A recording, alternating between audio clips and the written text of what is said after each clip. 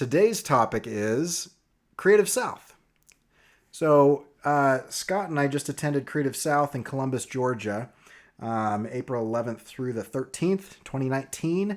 And this year's theme was kind of a video game theme, so you can kind of see my name tag here. And on the back, they've got like kind of the agenda.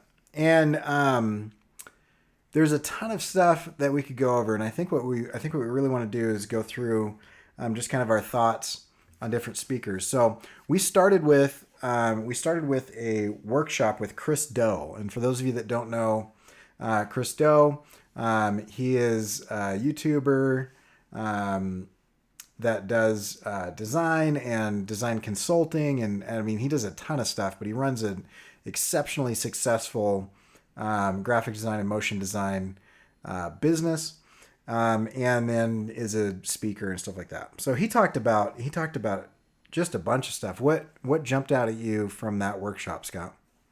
I think the thing that jumped out the most was just the kind of how he went into it with all these slides, and he basically got there and says, "Yeah, I'm just going to pretty much throw all these out. I mean, if I have to refer to them, I will, but I just want to talk to you guys." And basically, it seemed like he just basically took like 4 or 5 questions that people had proposed previously, and just kind of went through them. And they were things that I really wanted to talk about. Because like I said previously, if my audio wasn't too bad that you couldn't hear me, but I've got these couple of jobs coming up, or potential jobs that I need to do some consulting on. And although I've priced tons of different things, I've never kind of priced that out. So the main thing people wanted to talk about was pricing. So that was the first thing that he went over. And it was basically just almost like a question and answer thing. And I know Cory got to ask some questions and things. While this was going on, I was like also super tired. I mean, I heard everything, but I just wasn't in the right frame of mind to like come up with a question to ask. Plus, the other questions everyone was asking were great, and I was just like, oh, okay, that's kind of what I would have asked anyway. But yeah, it was just kind of cool. It was just everyone in the room, anyone had questions, you just kind of answer them back and forth. And he's like, if anyone hasn't seen his channel, The Future. Without the Like the font, like the font, spelled like the font, Futura.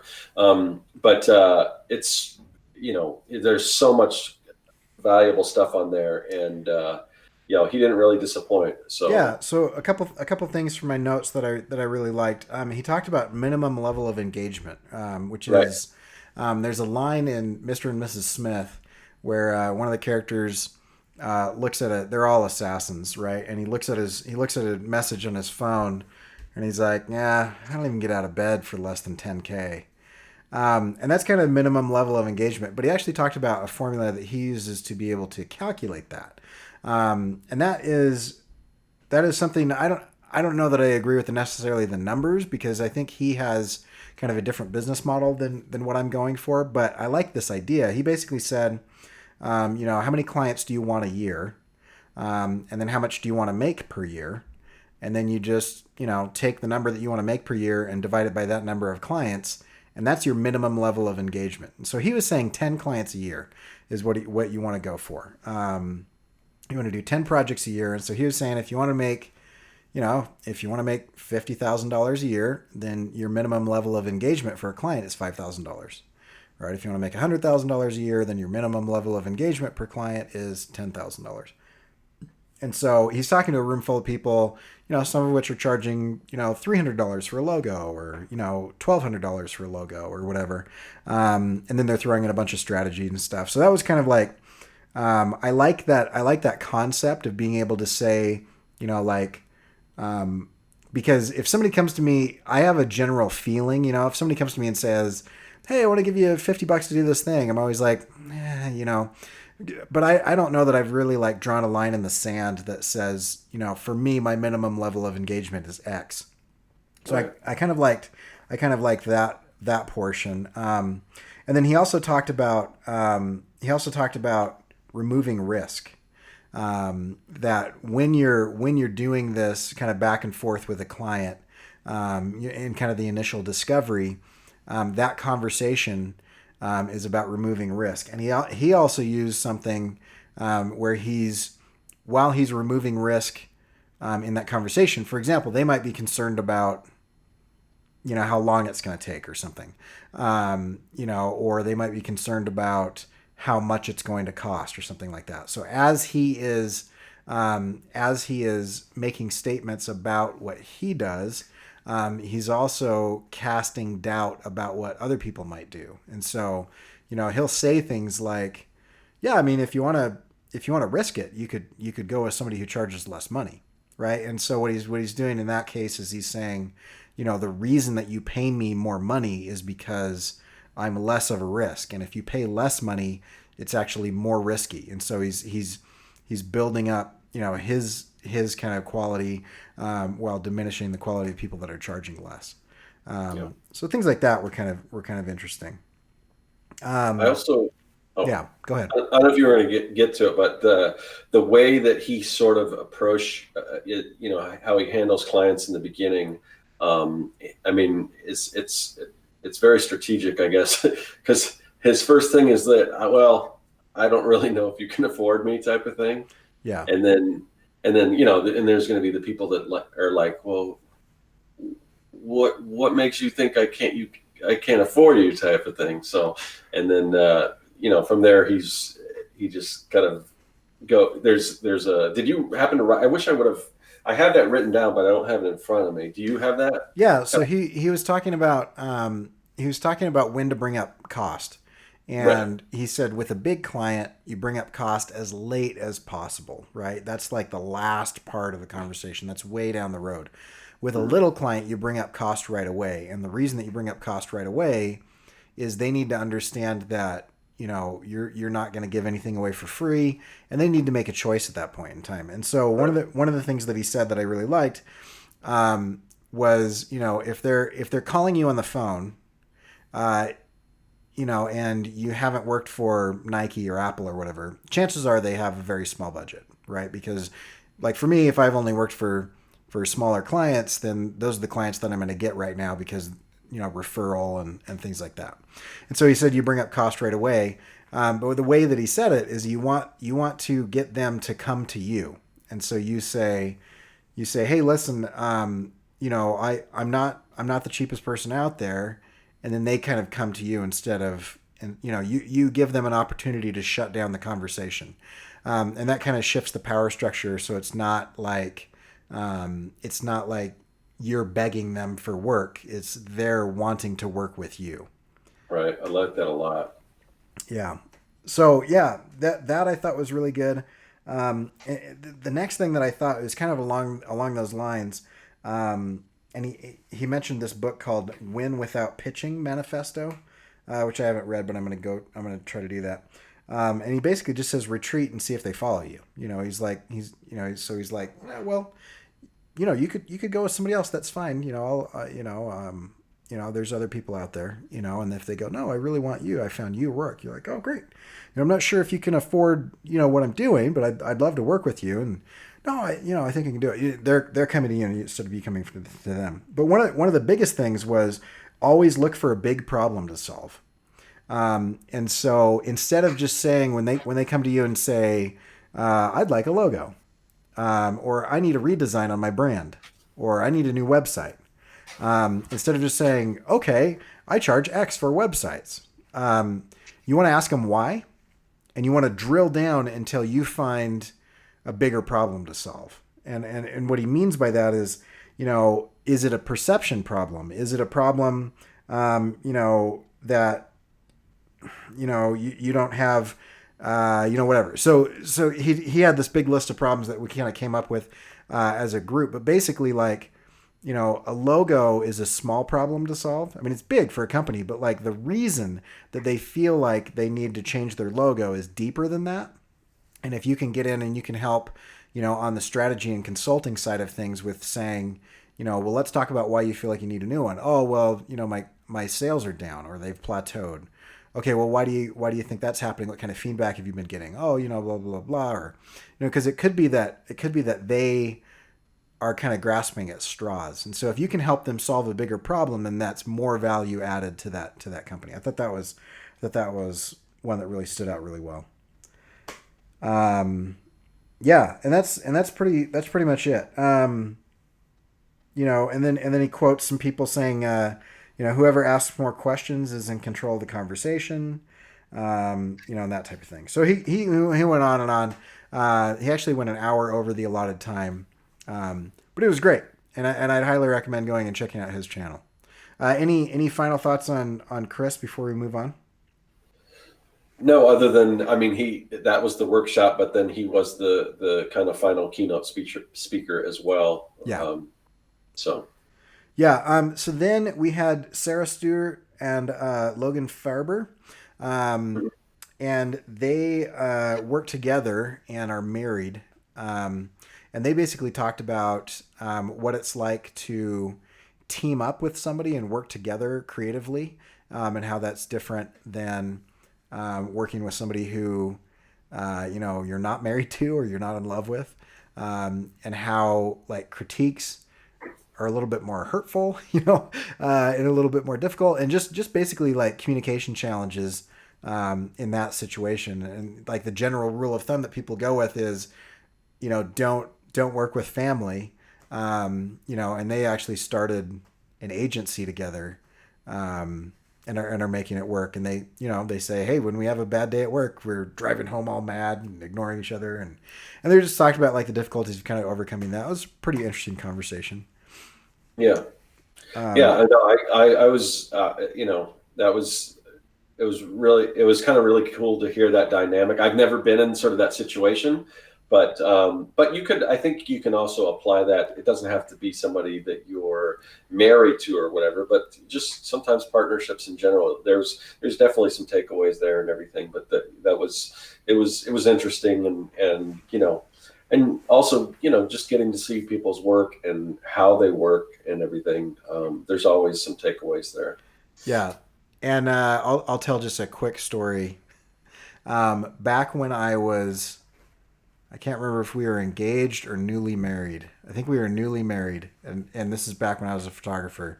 I booked a wedding, and my wife was super excited. We had been married for, I think, maybe at the most a couple months at this point. And we didn't live together beforehand or anything, so it was like dating, and all that. And then so this is the first time we've lived together, first time we've been married, and all that. And I thought I'd save myself a little bit of money, and I said, hey, since my money's your money, why don't you come on and be my assistant on this shoot? And then I don't have to pay somebody, and then we get more of the money. And she was like, yeah, that sounds great. That did not go well, at all, because I don't know who in the audience has ever shot a wedding, but you don't have the luxury or the time to be able to communicate in the way that you do with your spouse, because I don't give my wife orders. She doesn't give me orders. Like we're on equal footing and playing. We ask each other if they'll do stuff, and then we have a discussion about what's going on, and there's planning, and there's whatever. And so there's not like a boss employee relationship. But on the shoot, I was like, hey, I need you to grab that, go over there, do this. Like I'm kind of marshaling my troops. And she got pissed, right? And then afterwards, there was like a little bit of a break in between the reception and the whatever else was going on. And I was like, what is going on? Because she's shooting me daggers. She's like, why are you treating me like this? It's like, I have to. This is like, you've got to get over this. We can't have this conversation right now. Like, you can't get in my head because I have to perform.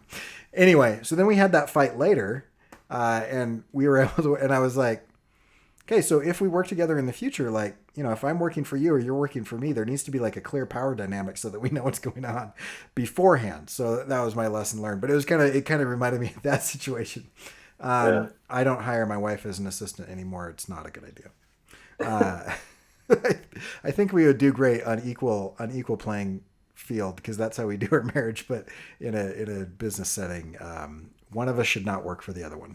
That was not great. Yeah, so that was good. Then Carolyn Sewell. Hmm. I believe she was the one that did all the postcards. Yeah, yeah, I really liked her talk. She's very funny. And the thing think I took away from her was just some of her promotion ideas. I mean, like you said, the postcards. I mean, she basically did this thing where she would just send postcards out to, was it just all her friends or Yeah, it they were was. I like, mean, I was like almost anybody that she could get an address for. But they were like hand lettered, really well designed. yeah, Yeah, and so what she basically she worked at a bunch of places that were really impressive and everybody's heard of them or whatever. But her talk was really about what she did on the side. And what she did on the side was basically she says if you listen to people, they're hilarious. Like everyone is really funny. yeah, And so what she would do is she would just pay attention to what people said in normal conversations at work or at home or overhearing somebody at the grocery store or whatever. And if somebody said something really funny, she would turn it into this hand lettered postcard and she would mail it. And then she did this for a year, and then she did a kind of a spin on it for another year. And so she's done this for years and years and years, different versions of it, where she does it on cardboard or she does it on whatever, right? And so she did this, and then she started getting work doing stuff like this, where bigger clients said, "Hey, we want you to do something like this for us," and whatever. And at one point in time, I can't remember with the client, but some client came to her and said, "Hey, we'd like you to do this for us for a month," and she's like, "I kind of do things in a year," and so then they stretched it out to a year, And, but it was great, but because one of my big things is like, if you want to get paid to do something, that's the thing that you need to be showing people, and you do that thing for yourself. Somebody that brought this up, Dan Stiles, who is a gig poster artist, he said he coined the term self-plagiarization, and he basically, and this applies to Carolyn's thing, but he said companies are risk adverse, right? And this is what Chris Do talked about later on in his keynote. But clients are risk adverse, and so they're super scared. They don't want to take a risk, right? Because everybody's just kind of running around trying to protect their jobs. And so if they've seen you do exactly the thing that they want, then they're going to hire you to do that exact thing. And he had a bunch of examples, and this is a good example. She wasn't doing this to get a job. She was doing this because she likes hand lettering. She likes making stuff, and so she just thinks people are funny. And so she was just going out creating all these things and then showing them publicly. And all of a sudden people started going after her and saying, "Hey, would you do that for me?" Right? Which is kind of what Dan Stiles is talking about with self-plagiarization is, you do something and then somebody comes to you and says, "Hey, I'd like you to do that for me and put my logo on it." And so I liked that talk. It was pretty inventive. And like you said, Scott, I really like her just sending it out, literally shipping it, not just putting it on online, but actually physically shipping it to people. I thought it was pretty good. And her Instagram is phenomenal. If you go look at her Instagram, it's yeah, full of amazing, like hand lettering and everything. And, and now, I mean, I don't know if our audience are so much in that space, but hand lettering is like huge right now. But there are certain people that do things that separate it. And it's just a lot of the phrases she had, very humorous, because she just listened to the crazy thing people say. Now, was she the one? I'm sometimes, like I said, sometimes these talks run in, but who was she the one that like took some kind of the quotes that her kids would say? Or yeah. was that okay? Yeah, I mean, just crazy stuff because kids say, that's the phrase in the old show, the Art Linkletter thing. Kids say the darndest things, but Yeah. Just imagine taking those silly quotes and then spelling them out with really, or writing them out with really cool hand lettering and everything. But to me, that was one of my biggest takeaways, was because I'm just thinking, I try, when I listen to this, I try to take whatever information the speakers are giving me and try to figure out how I can, use this in my own world. And I'm thinking, I've got just tons of sketches here that are just gathering dust. If I start, if I start maybe sending them out to people, getting people's addresses and sending them out to them, we're just like, "Hey, I'll send this to you for free. Can you, all you have to do is share it and hashtag CertWorks or whatever." And and people, I mean, if somebody gets something, they're going to want to share it. So, I mean, it's just, that I think there's some potential virality here. And I don't know why my phone keeps beeping because I've got it on silent.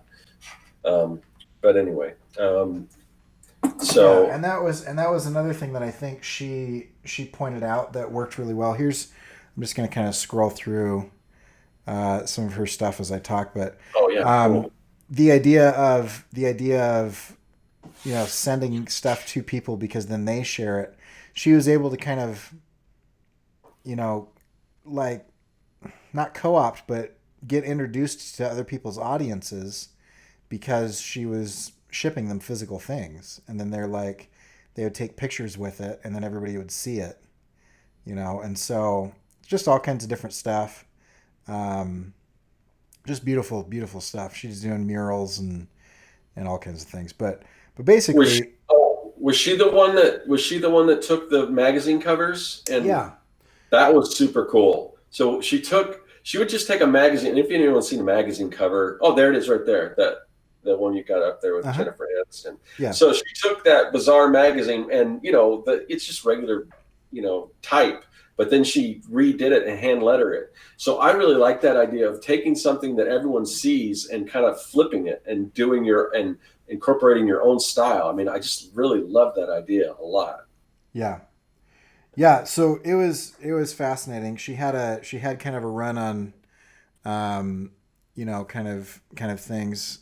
So anyway, yeah, she was great. And she's kind of a Southern Belle debutante, and so she was just really entertaining and super funny. So that was good. Then we had lunch, and then Rocky Rourke kind of came on, and I didn't get a ton of takeaways from him other than that guy had a heck of a childhood, Yeah. and it was just ridiculous, and is super positive, and goes out of his way to be, and basically his concept is you can be positive no matter what, and productive and whatever, and he has every excuse in the book to just kind of roll over and not do anything, based on his experiences, but was is making things. He's the guy who does Slaptastic, which is kind of this sticker mailing service. He sold it, and it's being relaunched soon and stuff like that. So, yeah, I thought that was good. Any comments on Rocky? Yeah, well, so I followed Rocky for a little bit, and I was kind of bummed that I didn't get to talk to him because it's just like I didn't really, after other than the talk, I didn't really see him. I would have liked to gone up to him and talk to him, but I think I even before I went to the conference, I mentioned, because I'm on his newsletter, and I mentioned, yeah, I'd like to talk to you when you're there, but anyway, yeah. So and again, it's another one of those that I didn't really relate to because I didn't. Fortunately for me, I didn't really live that kind of life, but I do appreciate it because not everything's for me. I mean, there's probably a lot of people in that crowd that could have really used that talk. So while it wasn't a huge benefit for me, I think it would have been for a lot of people. So, and hopefully they got something out of it. Yeah, yeah. And then next up was Hank Washington, and so Hank was pretty awesome, and he actually, and we ended up hanging out with him a lot. We Yeah. bumped into him in different things, and he's just a fantastic guy. Yeah. He talked a lot about diversity and tokenism. So he was talking about like, don't just hire, minorities and people of diversity to make your about page look better. You want to hire people because of their diversity. Like if everybody has the same thoughts in the room, then why do you have most of those people, right? He says you want to hire people because they have different thoughts, because they've had different experiences, because coming from Black America, Mexican America, White America, coming in as a female, coming in as gay, coming in as whatever, and you have all these different viewpoints and people that were raised differently and with different ideologies and things. You get them together, and there can be some really awesome stuff that happens. And the other side of it is you can also avoid really terrible things. And so he showed some examples, like the solving police brutality with a soda pop. And there's I think it was the Gap that had a black kid dressed up in a shirt. Not the Gap. Wasn't Was the Gap. what was it? No. H&M or It something was like at that. H&M. I'm not Anyway. really Yeah, I'm not I really. can't remember. There was a brand, Yeah, that used the term monkey with this cute little black kid, and it's like no one in the room thought, hey, that's a horrible idea. Like, yeah, it's because they, and so his talk was basically like, don't do it for tokenism. Do it because it's a good business practice. You know, um, conflict, not contention, but conflict. The idea of differences is super valuable to the creative process. yes, yeah. Yeah. So Hank, now again, someone talks about bleeding. Hank wasn't the one that did the mock-ups with the buildings, was he? No. Okay, okay, all right. Because I know I remember his artwork is kind of, I don't know if he works in vector or not, but it's very unique. Yeah, there you go. Yeah, but he Yeah. does some hand lettering too. But he's got a really unique style. So Yeah. yeah, and it would, like Cory said, we got to hang out with Hank a lot and everything, and I got to kick his butt in cornhole toss, but Cory and I did. But Well, you but no, say okay. Let's clarify. I didn't lose us any points. You were the one that was raining threes from like all day, and so I had never played this game before. I honestly I haven't either. I played horseshoes, and it other than the weight is very different, but it's I kind of the same principle. I think you're a ringer. I think you're a shark. You can think that all you want, but I'm just I'm telling kidding. you honestly, I've never played it before. So here's the game, right? And this is what was really cool about Creative South is I've been to a bunch of different conferences, not a bunch, but I mean I've been to a few different conferences a few times, um, and and this has just felt different. Like everybody was super friendly and really nice, and you're able to just kind of like go and hang out with people and whatever. So there was like a party at the end of every day. Not like crazy ragers or anything. Like this particular one was kind of this indoor outdoor thing. It was like this sort of small warehouse. And then kind of this little grass courtyard area, and they just brought a bunch of pizzas, and then in the warehouse, there was like a bunch of arcade games, right, and ROM emulators hooked up to TVs and stuff. Anyway, so I'm old and I can't hear anything when people are talking to me and there's like super loud music. And that's been my whole life. It's not because of my age, but so mainly, I'd go in there and we'd grab some pizza or whatever, and then Scott and I walked out, and this guy Will that we met and everything. Anyway, we started playing this game. The game is two boards that are kind of propped up with a hole in it, and you just have a beanbag and you just throw it back and forth. And if you land on the board, you get a point. If you go through the hole, you get 3 points. And so there's four. Victor's asking if we'll put links up. We will. We will. I'll list everybody and links in the show notes. So if you go to corykerr.com/48hr, I'll have links there. So if you and you're like, I don't know, what would you say, 20 feet away, 15? I'm not good with feet. Probably 15. Probably 15 Distance. feet away. And so the hole is like that big. It's just barely larger than the beanbag. And so you take turns. There's four people. So I'm next to Hank. I'm playing against Hank. Scott's on my team, and he's next to Will. So Hank and Will are in the same team. Scott and I are in the same team. I'm not kidding. Every single time Scott steps up, he's got four bags. At least one of them go in the hole. I'm just happy like half the time I was able to hit the board. So we won, but really Scott won. So Well, I don't know if I could have won just me. I mean, well, that's what I'm saying. Like Hank and I were kind of neck and neck. Like, yeah, okay, yeah, he because what happens is you cancel each other's points out, and whatever the difference is, that goes on the board. And so yeah. like I was kind of matching him point for point most of the time, and then you just come in and just drop holes all day long, like it was nothing. It was great. It was fun. Yeah. But the cool thing about it is like, he was a keynote speaker, and by any right, I have no right to like be able to like have hours of his time like hanging out and playing games or whatever. I didn't buy like a special VIP pass or whatever. It's just that environment is just like people hanging out and having a good time. And so that's the main thing I liked about the conference. Anyway, little. Yeah, and it's not. And when you go to these conferences, I mean, just go up and talk. I mean, if you can bring yourself to it. I mean, I'm getting like I kind of had some like even when my first conference was a lot smaller, the Phoenix Design Week.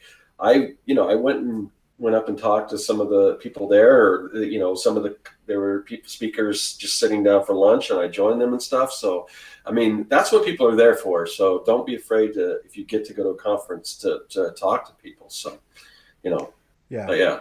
But yeah, he was super like down to earth and everything, and gave me some pointers on sharing on social media and everything. And yeah, it was just cool to hang out. Squatchy says his brother's a woodworker and he makes those cornhole boards Oh yeah, custom. I gotta So get one. I'm gonna get one. I it's a want to play fun that game. game. I don't like party games most of the time. But I actually enjoyed that. I think it was a pretty fun one. So it's if I like it, it's I don't know. The next guy is Dex Alexander. So here he is with Christo, there, and he owns and runs a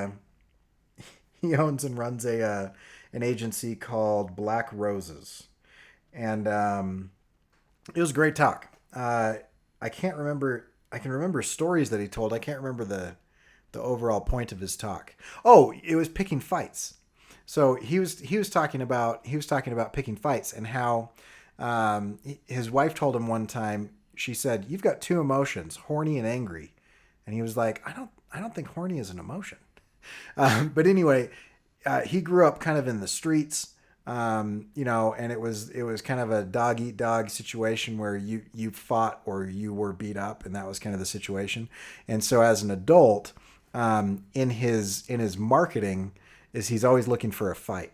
And so he's said that in his personal life, he's working to change that to where, he sees nuance and he sees, he can kind of like experience a broader range of emotion. But in client work, it kind of went along with what Chris Do was saying with, always look for the big problem. Is when somebody came to him and said, "Hey, we want this, we'd like you to do this or whatever."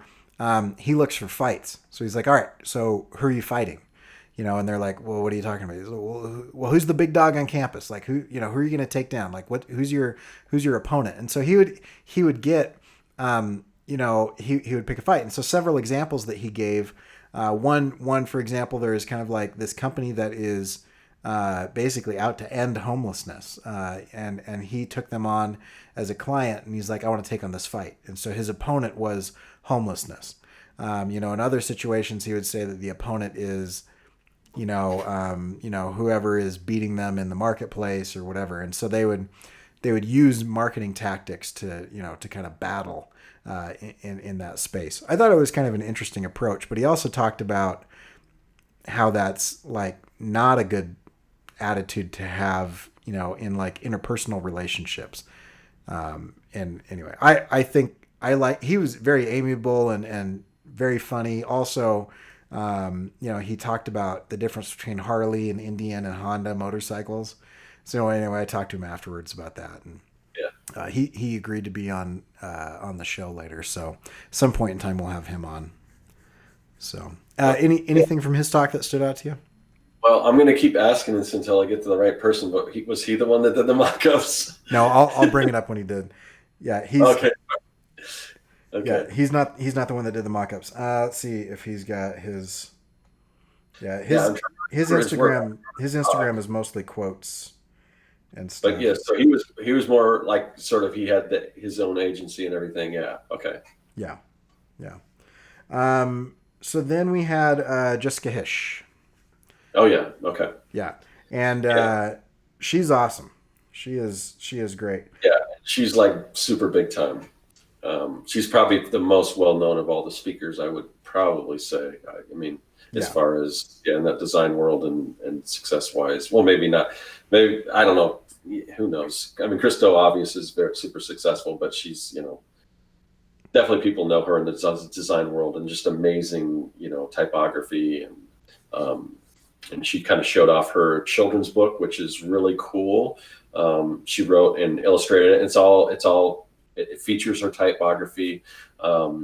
She just kind of talked about her, like family life and everything, and how that all works with, I don't know, what kind of notes did you take? Because I don't have them in front of me, but Yeah, I think one of the biggest things that I got from her is that um, she's talking about how as a culture we've focused on occupations more than like who we are as individuals, meaning that some of the most important things to us in our lives are our kids and our spouses and our families.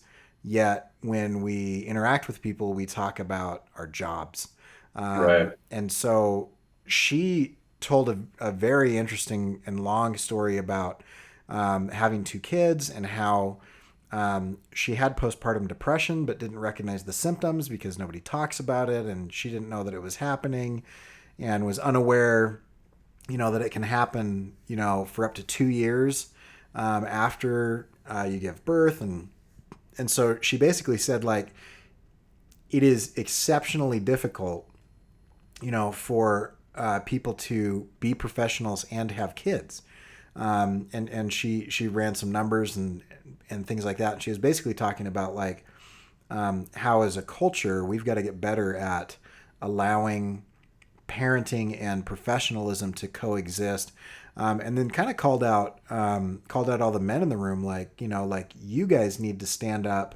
This isn't just a mom thing. This is a dad thing. Like, you guys need to stand up, talk about your kids, introduce yourself, as a dad when you are doing professional speaking and things like that, and bring your family into kind of these conversations so that it becomes normalized that children are like a part of our society and they're a part of even those of us that have professional things going on. So that was kind of her culminating point, and that her children's book, it looks beautiful, and it yeah. is. She read it to us, and I'm definitely getting a copy. It was really, really good. So Yeah, I couldn't stand in that long line to get it signed, but yeah, but I'll have to get a copy, even though my kids are grown. But it's a beautiful book. yeah, and you've probably seen her stuff, even if you don't know who she is, because Yeah, she's like, I overheard several students, college students talking, being like, I don't know why everybody is freaking out about this lady, and then she started showing her work, and I was like, oh, I've seen that, I've seen that, I've seen that. It's like, yeah, yeah, so this is the lady that did all that. yeah. So that was the second day, and then so then we had, I don't know how to pronounce this guy's name, um, Friedenson. He goes by F dot. Um, Right. this Q Scott is the Okay. is the guy who is doing the mock up. So while you're talking Yeah. about that, I'll pull up his Instagram. Okay.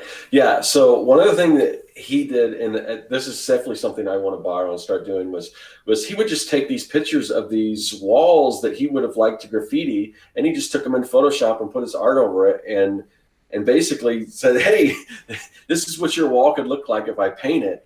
And then he, because of that, people, and I guess he would present it to them, and they're like, "Oh yeah, that is really cool." And he just had some really cool styles, and then he had, I forgot the name of the little character that he created, but it was kind of this weird kind of, not Keith Haring style, but you can kind of see some of that stuff there. I forgot, he had a name for it, that little blue guy He right called there. it a blob.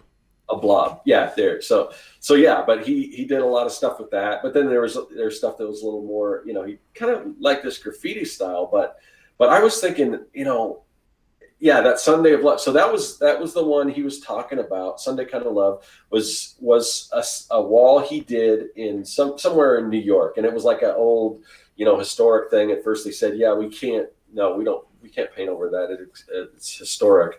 And then later they called him up and said, and kind of changed their mind. But yeah, it was just really cool. I like it's almost back to that thing, like, the, dress for the job you want. I mean, he kind of just said, "Hey, I'd love to paint this wall," and he basically took a picture of the wall, slapped the stuff on it, and then started sharing it. Next thing you know, wow, wow, and he got to do that kind of stuff. And I'm trying to figure out ways that I can do that with my stuff, because I can show. And one of the things I always talk about when I see people's stores, and if I'm critiquing somebody's store, is that instead of just showing your artwork like the print as is, you want to make that more tangible. You want to show that it's actually a physical thing. So instead of just showing a picture of whatever print you're selling, show somebody holding one of the prints, or show it in a frame on a wall or something like that, so people can see that it's a product they could purchase and how it would look in your house or whatever, or in your hands. And that's kind of what he's doing with his mock-ups and everything. So but I could see, I would love to. It would be cool to do like a just a giant mural of one of my giant mechs or something. So I'm trying to think, if I put something like that against a wall, I want to start sharing that. And he said, he made a point, don't lie about it. Don't say, yeah, that's an actual wall I painted, but just say, he would just say, no, this is what I would love to do with this wall if given a chance. So yeah, I just loved his whole kind of guerrilla marketing kind of style thing that he was doing there. Yeah, and one of the points that he made along those lines is use walls. Don't just go grab a stock illustration, a stock photo of a brick wall. Like, he would go and he'd be walking around town and he'd see one and he'd be like, oh man, and he'd get an idea for that wall, and so then he would photograph that wall, and then he would, in Photoshop, he would mock up his illustrations on that wall and then tag the business on Instagram. Yeah, I think one thing that I'm going to do is I'm not going to limit it to just walls, because you could take a photo of anything, because you could put your art on anything. And I'm sure there's certain things that just going out in the city that would work perfect for my art. Like, for instance, there's a lot of like power boxes and things like that that could be a robot, Right. So I could, maybe I shouldn't have mentioned this in public, but I think that's, as I'm just kind of thinking this now, but that's something I could definitely do, is like, and I think that's something that might have some, is virality a word? What's the term? It is now. Viral potential is what I like to say. Viral potential. Okay. Yeah. But I could see taking some pictures of some power boxes and kind of, putting some kind of overlay in Photoshop and dressing them up like robots and just getting that stuff out there. I think that's really cool, because I've seen, that's the kind of stuff that people do like to share and everything. I remember there was a guy, it's something that went around a while ago. He had these Post-its, but he would draw these faces or whatever, and he would hold them up to people in the subway, so it looked like they were doing, like the real person was doing something but part of it was drawn on the card. And it's kind of hard to explain unless you saw it, but things like that, I think those are really great ideas. So I'm going to try to kind of keep my eye for stuff like that and just find unique things that I could kind of slap my artwork on. And even if it's just a mock-up, I think that's pretty cool. So that's something I'm going to do.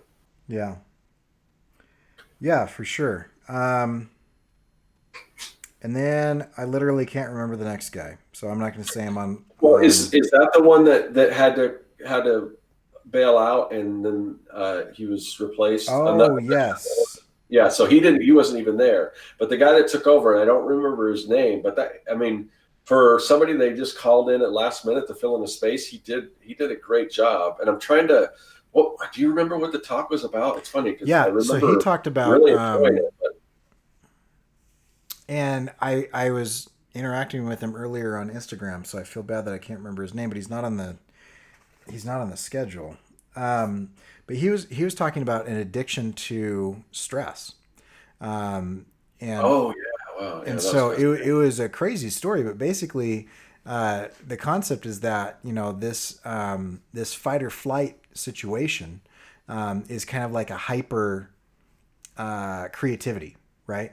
And so he's talking about when you are in a stressful situation, you get adrenaline, you get all this stuff, and your body reacts to that because it's based on the neurology of it is based on survival. And so what he had done in his life, like many of us do, is that he was a serial procrastinator, and he would also overload his schedule. And so he was super productive, right? And you've got this kind of cult of busy where we worship busyness. Anyway, he was kind of working in that state like many of us do, maybe more so than a lot of us. And one day he had some weird heart thing going on, and it turns out he went to the after a series of events or whatever.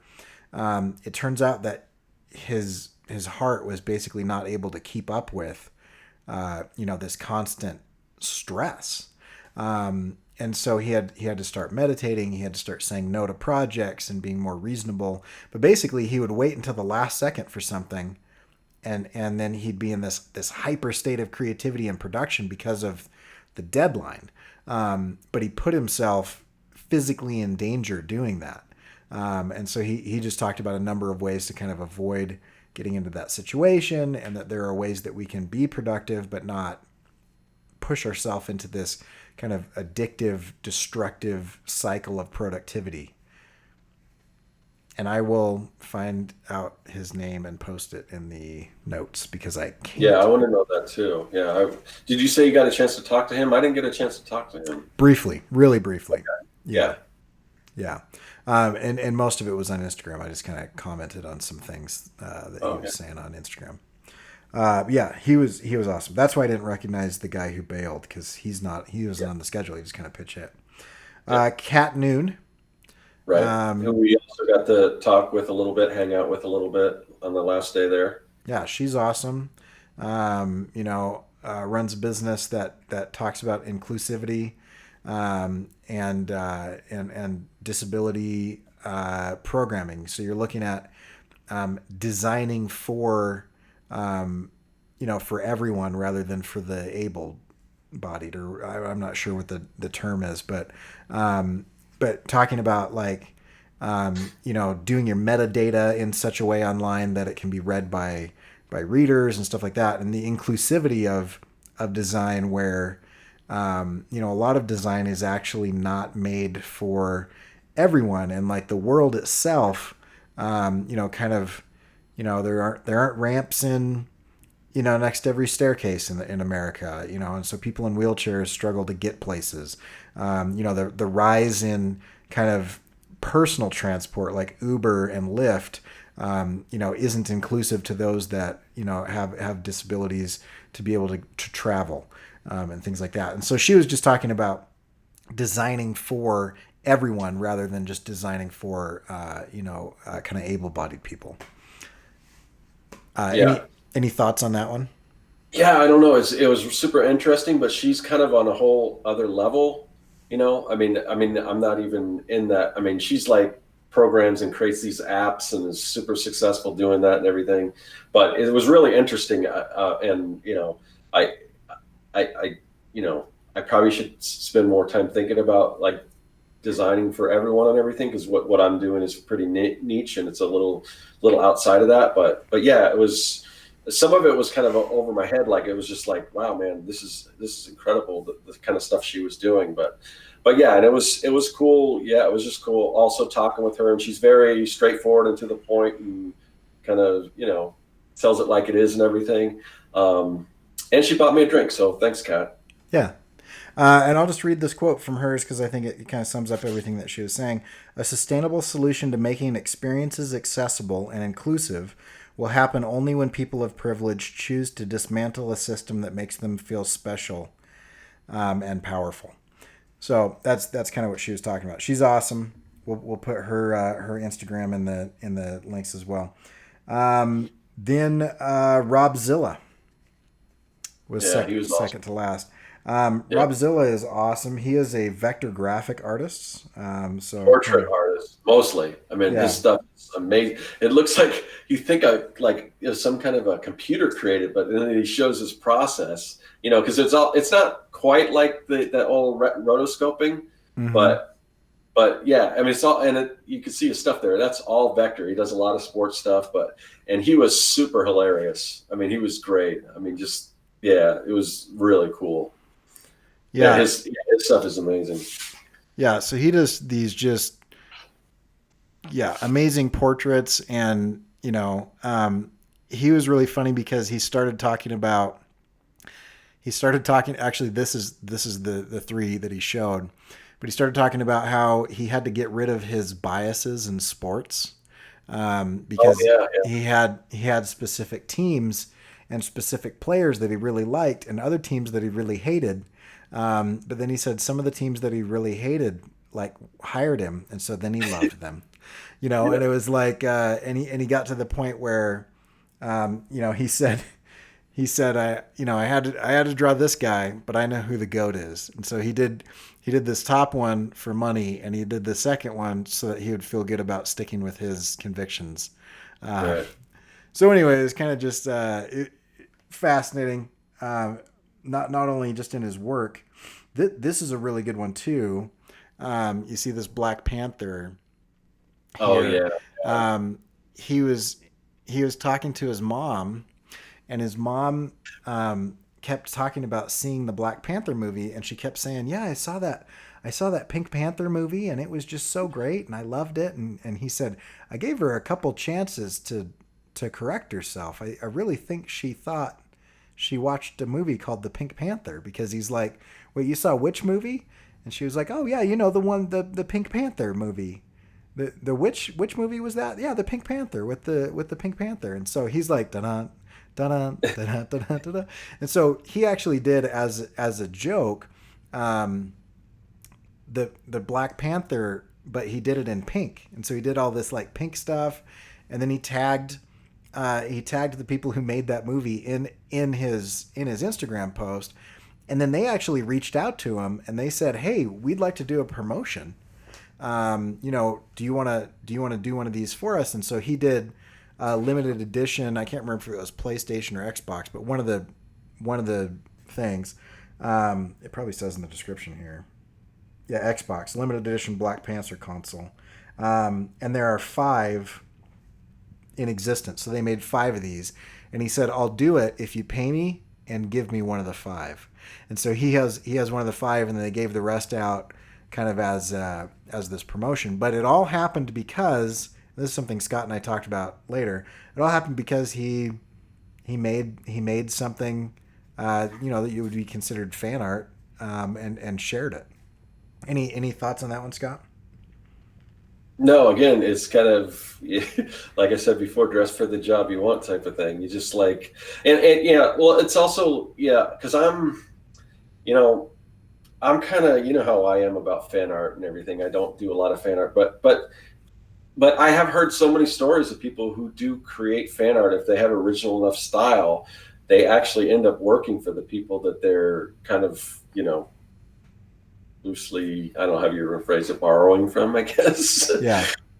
So yeah, that's kind of cool. And then, so there, there's, it kind of got me thinking, well, maybe there's a client out there that I would like to work with, that maybe, somebody that, whether it's Star Wars or whatever, that maybe, if I was thinking, well, how would I go about that? So maybe if I created like a giant mech, but then I put a spin on it, like if it was Spider-Man, and outfitted it to look like a giant Spider-Man mech or something like that. And then I'm thinking, well, for me personally, I'm kind of iffy about selling fan art, because that's my own, stance or whatever. But, what I could do is design a mech and then have like an overlay, do like a Spider-Man thing, and then just share that out there. And then it wouldn't be a total waste of my time, because if I could just take that overlay off, and then I could sell that print of just the mech by itself. So that's something I'm thinking about doing. I don't know, and who knows? Maybe I would even sell the fan art version. I don't know.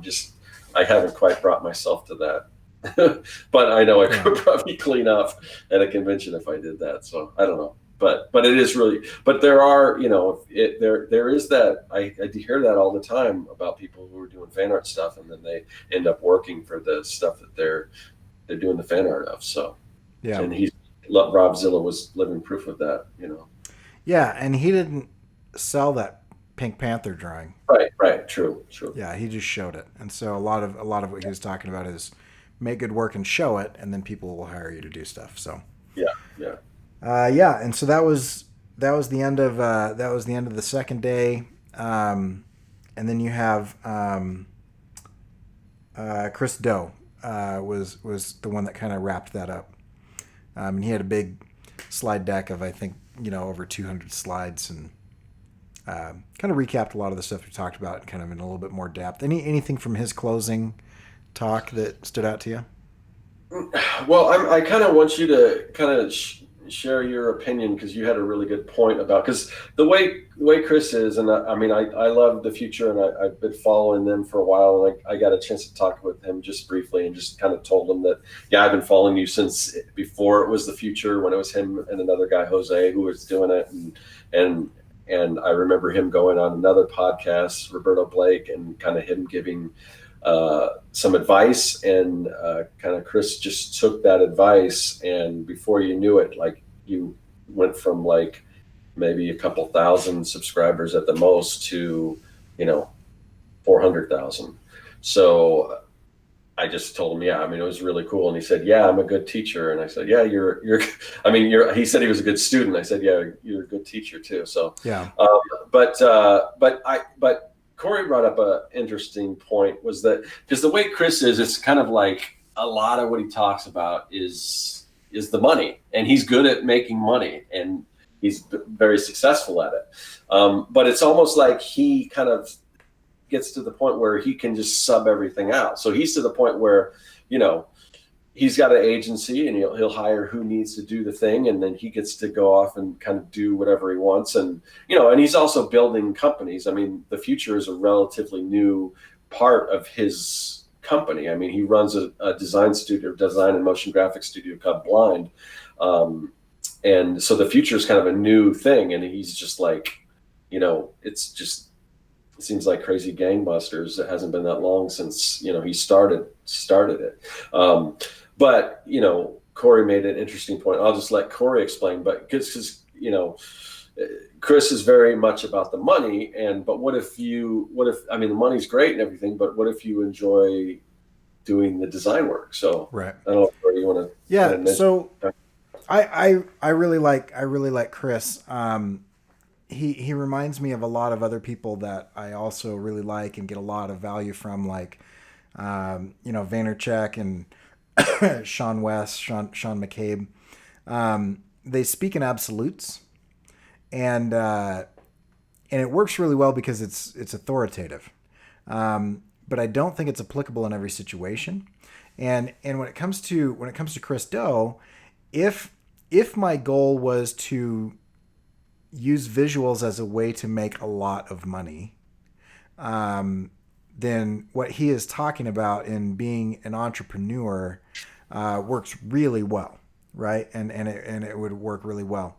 But if my goal is to get fulfillment, satisfaction, something that transcends money, then you lose a little bit something I think in doing that. And so, for example, and to his defense, he did say, if you get into my position, you can choose to take that on. You can choose to take on whatever projects you want.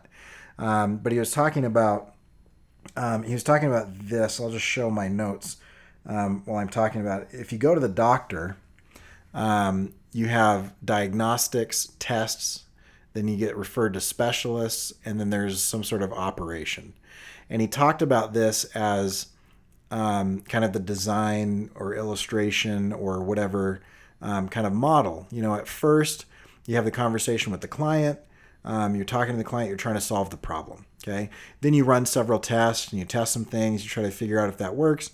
Then you would get specialists to solve those problems. You might hire a specific illustrator or specific designer to be able to execute that, and then they execute that. And he said the lower down on this you are, the less money you're going to make. So if you're the person that's doing the work, you're not the one that's solving that problem, which I don't know that I completely agree with that, but it depends on the creative brief and all that.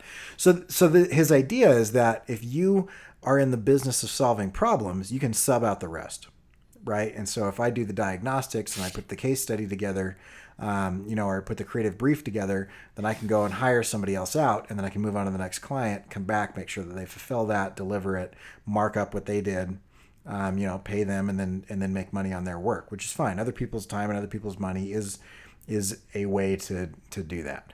But for me, the reason that I'm into illustration, because if I was in it for the money, I would not be in visuals. I would be in something else. And so for me, I get fulfillment out of it because I feel called to do this. I feel like this is who I am. And so to take this and leverage it into something, where I'm subbing it out, I mean, in my career, that tends to happen a lot. Like I would tend to come in and then be promoted out of the work that I enjoy doing, and I would be managing the people that do the work that I enjoy doing while I spend all my time in Excel and meetings and that type of thing. And while I was making more money than the people that worked for me, I wasn't as fulfilled as I am now, where now I'm spending a considerable amount of my time producing the things that I want to produce. And frankly, if I'm going to be honest, the stuff that I'm making doesn't make me much money. And you can talk to my CPA and he'll say it's a good thing that he's got a day job, because the stuff that I'm making wouldn't pay the bills. But I have a fuller life than I did before, and I feel more whole. Yeah, good point. So those were all the planned and scheduled things, and I think we can kind of talk about kind of everything else that was going on in the conference later. But I mean, great conversations with people. It was really cool. You'd bump into somebody, in the hallway or something, and strike up a conversation, or they'd strike up a conversation with you. And then, and this happened on the first day. I just happened to sit next to somebody. No, I was standing next to somebody in the hallway as we were waiting to go into the workshop, and we were just kind of talking about stuff. And then so we walked in together and sat down, and then afterwards, she said, "Hey, let's go get lunch." And as we were walking away, we both started inviting other people, and so about 5 of us just went all and grabbed lunch, and then we kept bumping into those 5, and each one of them would introduce us to other people that they had met, and we'd introduce, and so by the end, there's a dozen people at this thing that like know who I am, and I know who they are, and we all followed each other on social media, and there's been kind of like back and forths and whatever, and it felt much more sincere and authentic way of connecting with people than like a marketing networking event, because I've been to a lot of those networking events. Networking is a word that I have come to hate, because it really just feels like a bunch of people in a room trying to figure out how they can leverage everybody else in the room. Whereas this felt like you're getting to know people, and I made friends there, which I thought was really cool. So. Yeah, definitely. And that's kind of the reputation that it has. I mean, their slogan is "Come as friends, leave as family." And it really is like that. And my own, one of my only, not regrets, but I just wish I would have had more time to meet more people there. Yeah. Because we got to sometimes you'd hang out with some of the same people, and then but there's so many people there that I wanted to kind of talk to, and we got to do that a little bit, but yeah, I just wish I would have had time to talk to more people, because there was a lot of people there. Yeah. And so I don't know. We talked to some pretty heavy hitters too. Yeah. Which is kind of cool. That was something that just really stood out to me. I'm not in this space as much as a lot of people, but I kept hearing about this guy. Everybody was talking about this guy, and I didn't know who he was. And then Scott walks up to him and just introduces himself, and so because I was kind of hanging out with Scott most of the time, I was just standing there, and then so we started talking, and he was talking about something, and then I just suggested, I made a suggestion about something that I have learned from doing this show. And then he said, "Hey, give me your card," and after Von Glitchka. Yeah, Von Glitchka. I wasn't going to name drop, but yeah, so Von Glitchka has my card. I don't know if anything's going to come of that, but like, it's different to like just sit there and have a conversation with somebody than it is to like, shove your business card at them and be like, this is my contact information. Yeah. Right. And Yeah. so, Victor's asking if we handed out any promotional pieces like business cards, etc. Yeah, kind of. But again, like what Cory was saying, when you go to something like this, and I'm not saying, I'm sure Victor knows this, but it's not like you want to just hand your card out to everyone. I usually only hand my card out to people who ask or people who are talking about my work. And instead of like, if they're like asking about it Instagram, it's much easier just to hand out my card. Or if they're it's like easier to show people. Like sometimes I'll break out the iPad. If they're asking me about my work and I'm trying to explain it, I'm like, I'm not doing a good job explaining it. So sometimes I'll just open the iPad and I'll kind of show them the work. But it's just, but I also had stickers, and a lot of people would pass. There's a lot of stickers going around. I mean, I started with very few stickers on my iPad, and if I wanted to, I could cover the whole thing in stickers. And that's one of the main things that stood out to me was, I think stickers have value. I'm really into stickers. Obviously, anybody who follows this channel knows I'm really into stickers. But the cool thing about it is, instead of people just being like, here's a piece of paper that's got my information on it, like a ton of people had stickers. And so it was really cool.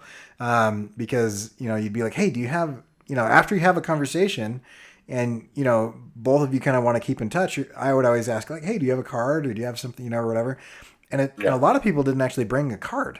So I noticed that too. I would write down their information on the back of one of my cards and just pocket it. But then also a ton of people, just like Scott was saying, they're like, oh, I didn't bring a card, but I have a sticker. And then so I'd be like, oh, I'll trade you a sticker. And so I'd give them one of my stickers, and I'd take one of their stickers. And so yeah, a ton of stickers. That was really cool. And then you like, the sticker, you like, I'll write on the back like their Instagram handle or whatever. Do people still use handle as a term? Yeah, their Instagram name, and then I'll go follow them and whatnot. But yeah, so it was really good. But it was like, I've been to other conferences where it's more forced. Like you sit down.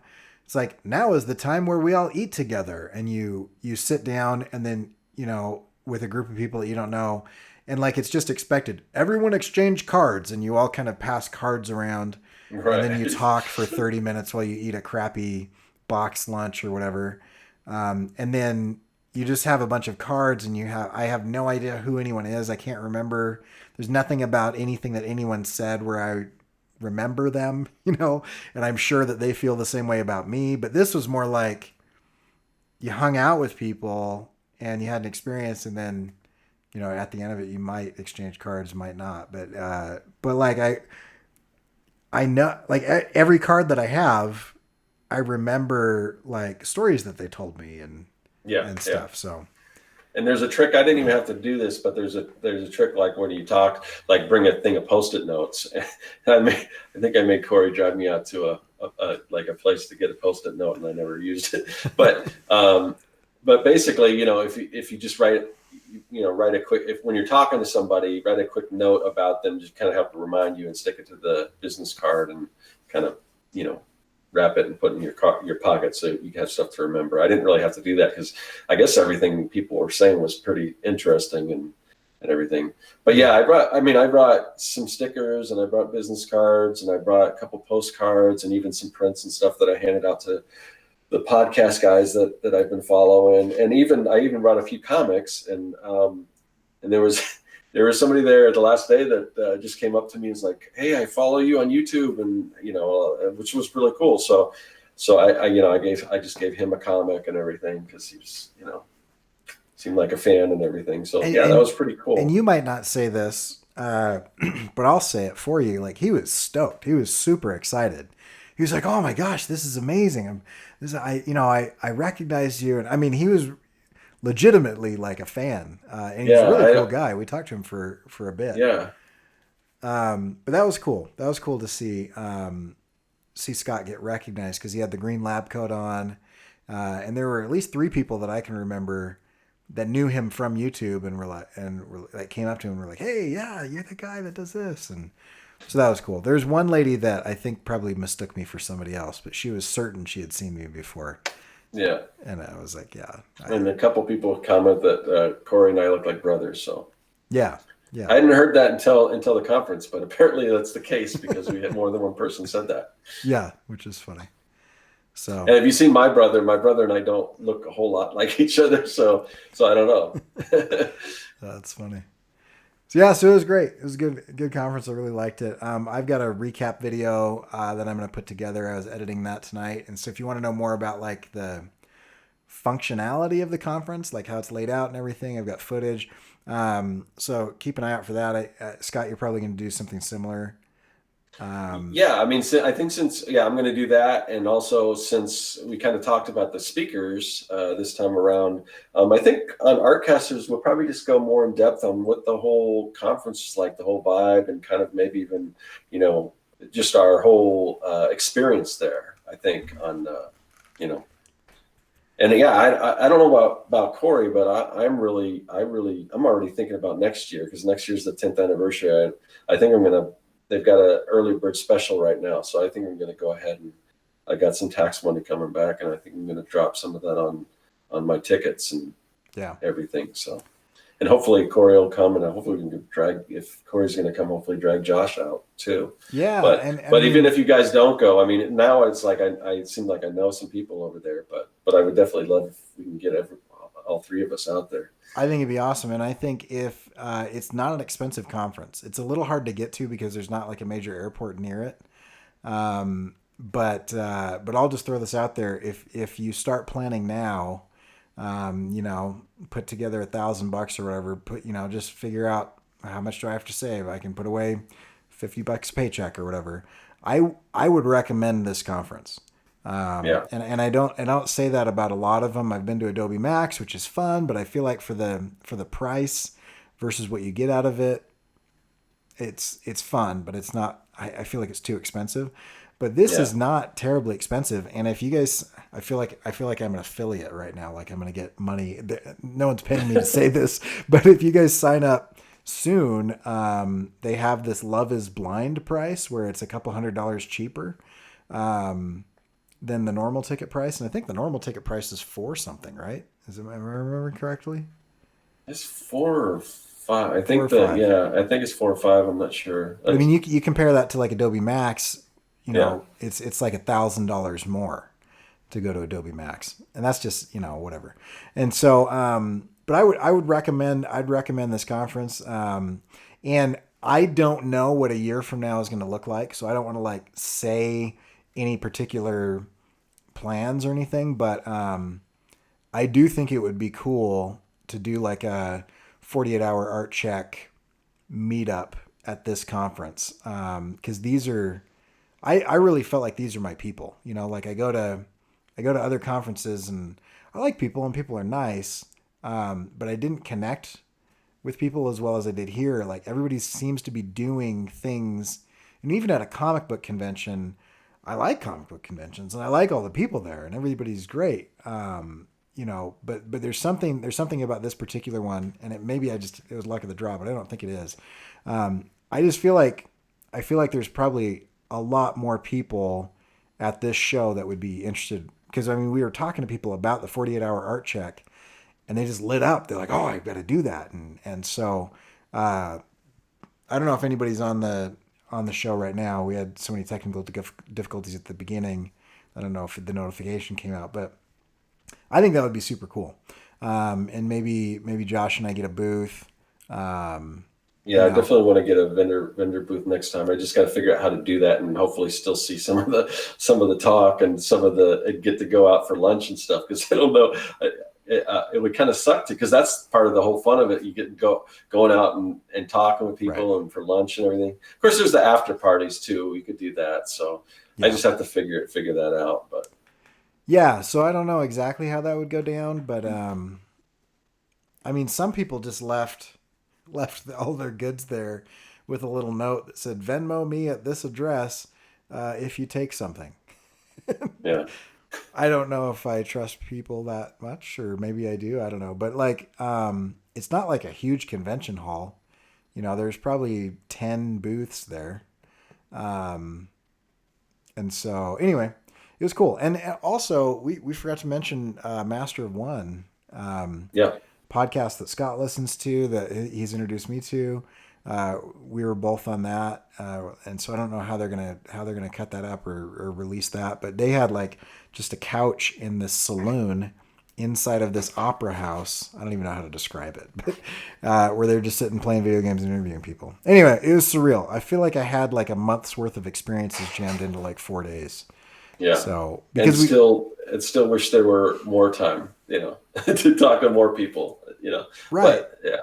but I mean, like we would get up at like 7 in the morning. We wouldn't get back to our rooms until like after midnight because it was just Yeah. like you have the convention, then you have lunch, then you have the convention, then you have dinner, and then you have this after party, and then there's after party thing, and people are hanging out and doing stuff, and it was just very I don't know, it was just cool. And like I'm not a huge partier, um, but and I don't drink or anything, and so but I didn't feel uncomfortable, I didn't feel out of place, and everybody was super cool and. It's not like I'm going to like some high school rager, like we were playing cornhole and video games. And then, Yeah. I liked the vibe. The whole vibe of it was just very laid back and very cool. So Yeah. cool. So if you want to check out Scott's stuff, check out circworks.com. And if you want to check out my stuff, go to corykerr.com. And if you want to get the show notes for this episode, it will be up on corykerr.com/48hr. And so that's corykerr.com/48hr. And I'll list out everybody that we mentioned by name and whatever contact information they have publicly. Not that they gave me, but the stuff that they're showing the public. So you guys can follow them on Instagram and Twitter and all that stuff. And tell them that I sent you. Tell them that you came from Cory Kerr and Scott Serkland, at the 48-hour art check when you follow them. Anyway, you guys are awesome, and we'll see you in a couple days. Later.